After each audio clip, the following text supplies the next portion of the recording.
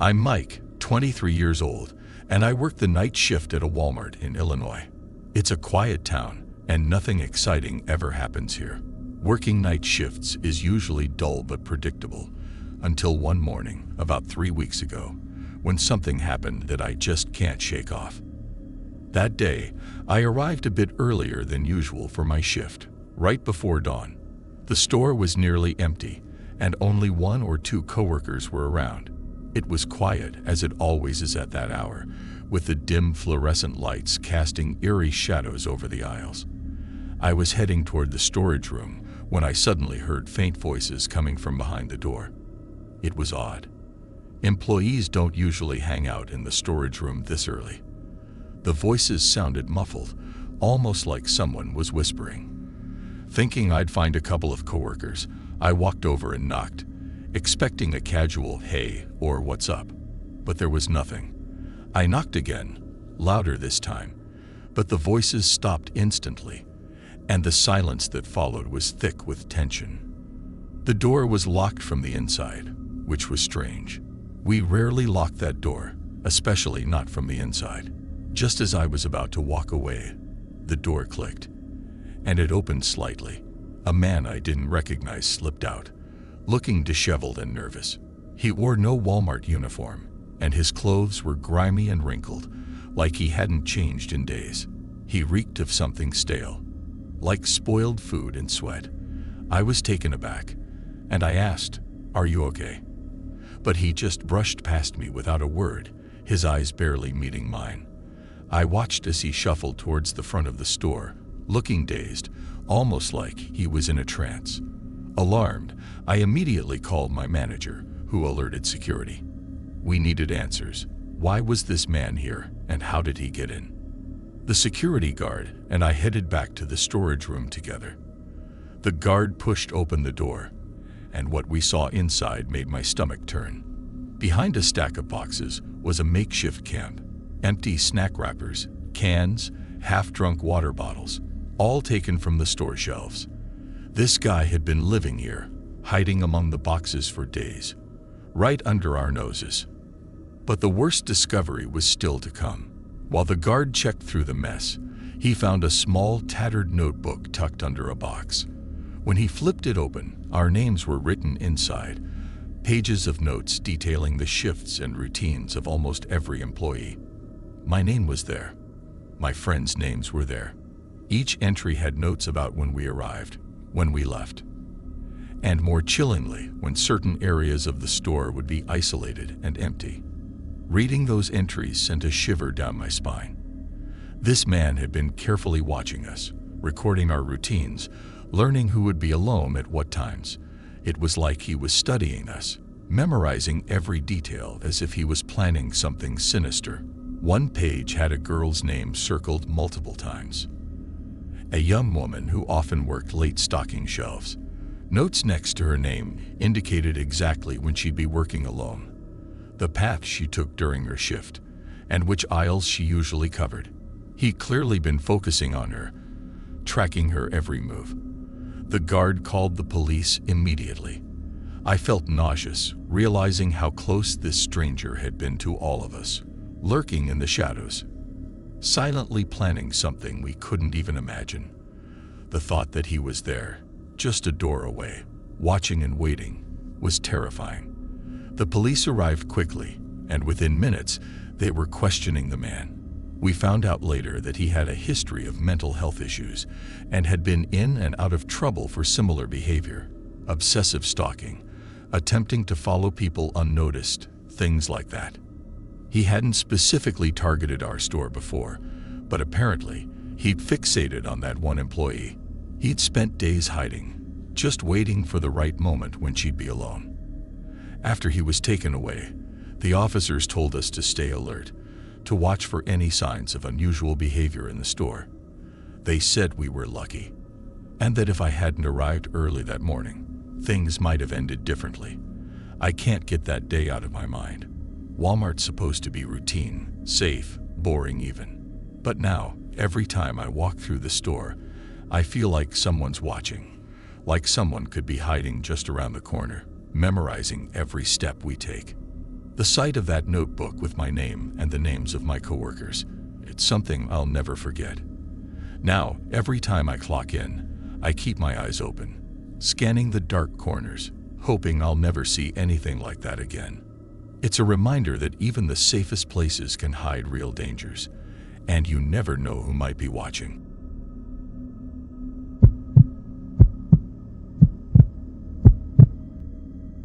My name is Sarah, and I work as a cashier at a Walmart just outside St. Louis.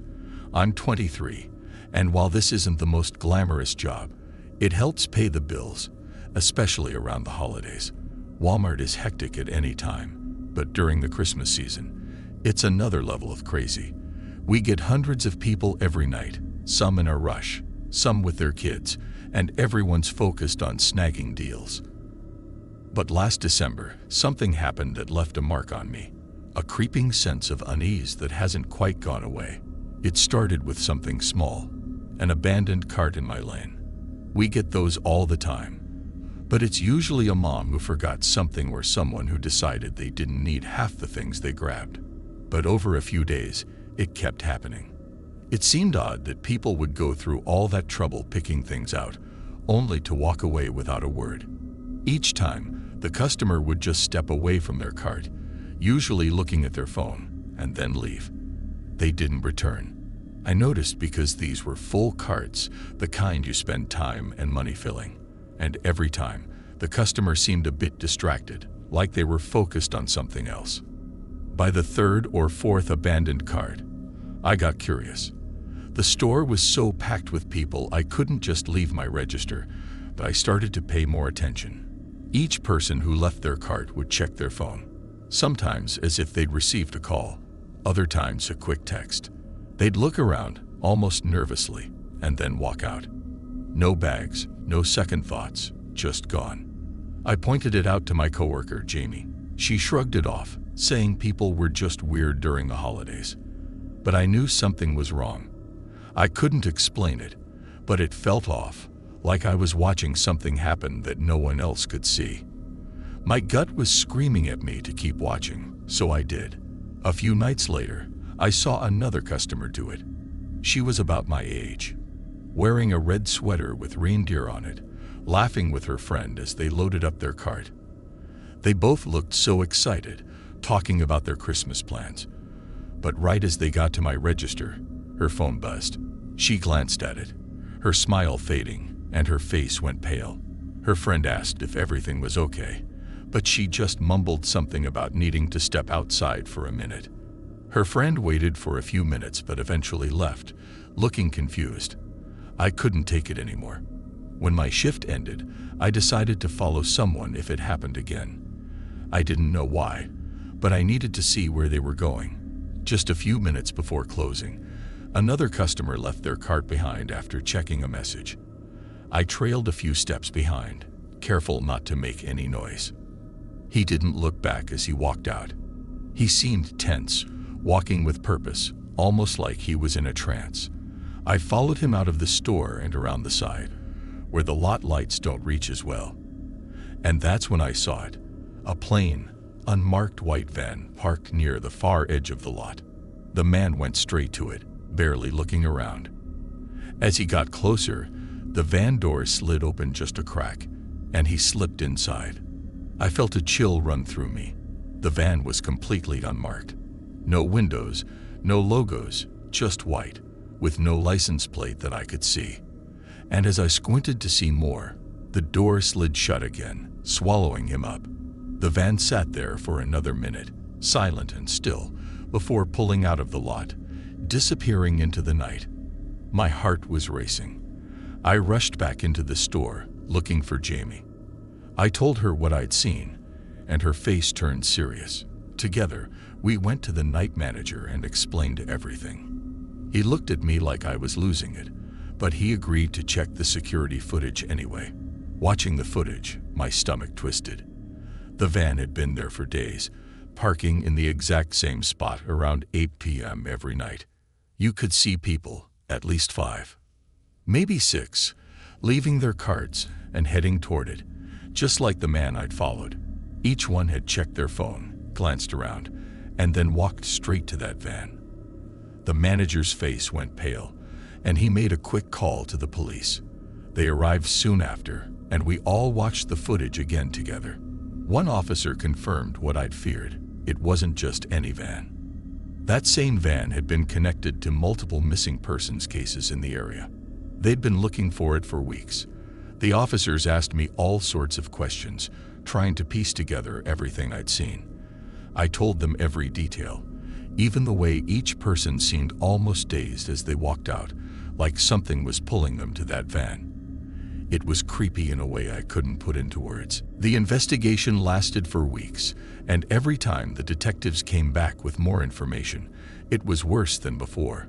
That van had been tied to nearly a dozen abductions in our area, each one happening in busy shopping centers just like ours. They believed that the people were being lured somehow, maybe through messages or calls, but they didn't know why or how. To this day, they still haven't found the driver. I still work at Walmart, but I'm on edge every time I clock in. The holiday rush, which used to be annoying but harmless, feels dangerous now. I can't help but scan the parking lot every night, looking for that unmarked van, hoping it never shows up again. Part of me wonders if that Christmas season was just the beginning, or if someone else, somewhere out there, is getting a message right now, feeling compelled to leave everything behind and step into the unknown. And all I can think is how close I was to getting that message myself.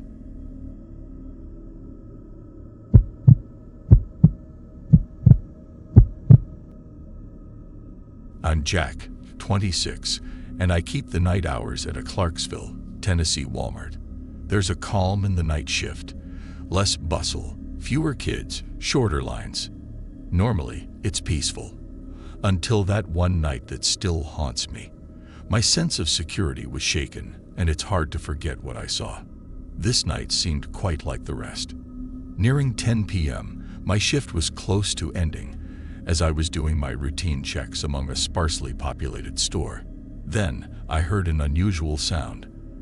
A muted, distant cry of a baby. Uncommon sight for the hour, I shrugged it off initially. Soon, though, the feeble crying came again. I found a lonesome shopping cart in an aisle. It held a tiny infant, swaddled in blue, wailing. I looked for the parents, expecting someone would claim the deserted baby. No one came. Working at night, I've encountered various situations, but nothing like this. I approached my manager, Lisa, who also happens to be a mother. She was as shocked as I was. "Did someone forget their kid?" she asked. Either of us knew that was unlikely. We paged the parent on the intercom and kept our hope alive, but no one responded. By midnight, we knew something was exceptionally amiss. The police arrived shortly after Lisa's call, and they took over, their solemn composure reflecting the situation's gravity. They held the infant, tried to pacify him and gather information. The willful abandonment struck a deep chord, leaving the baby here, all alone. The police suggested checking the security tapes. In the security office, the footage played a horrifying event. The footage showed an anxious man enter and swiftly navigate the aisles, drop the baby near the service desk and leave abruptly. His actions were cold and unsettling, provoking disturbing questions. The police officers communicated silently. One radioed ahead in a tense undertone. The reply caused both to turn grimmer. "This baby was reported missing 3 days ago," one shared. "His parents are from about 200 miles away." I shivered. The man who left the baby was not his father, but an absolute stranger. He had abducted him from his parents, only to abandon the baby here. A thought-provoking idea that leaves one sick to the stomach. I wondered what could have happened if the baby was unnoticed. The baby was taken under protection, and assurances were passed that they would find his parents. They requested we don't talk about it openly until their investigation proceeded further. We agreed. We were praised by them. "You did good. You might have saved that kid's life." That night was distressingly hard to forget. Every sound, every corner had me on edge, as the thought of the heartless man haunted me. The baby's abandonment came into light in the news a few days later. The baby was reunited with his parents, and the abductor is in police custody. The incident feels fresh even today. It comes back to me every time I see a baby in a cart or during quiet moments at the store. I'll never forget seeing that baby alone, neglected, the realization of his abandonment. Even a common place like Walmart can reveal unexpected, chilling stories. Walking around the store at night, I constantly glance over my shoulder and wonder what other shocking tales are waiting to be discovered in the shadows.